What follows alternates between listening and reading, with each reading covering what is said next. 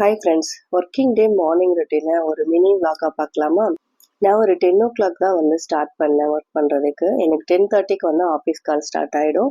அதுக்குள்ளே எல்லா வேலையும் முடிச்சிடலாம் அப்படின்னு சொல்லிட்டு ட்ரை பண்ணிட்டு இருந்தேன்.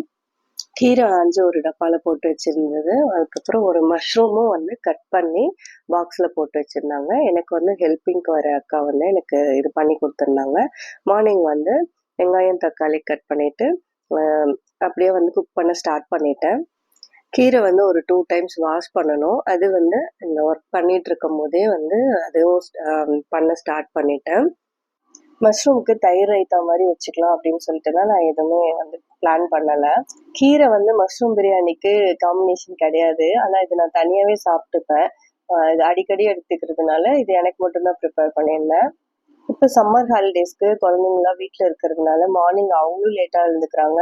எனக்குமே கொஞ்சம் ரிலாக்ஸ்டாக இருக்குது. அதனால நான் கொஞ்சம் நல்லா தூங்கி லேட்டாக தான் எழுந்துட்டு சமைக்க ஆரம்பிக்கிறேன்.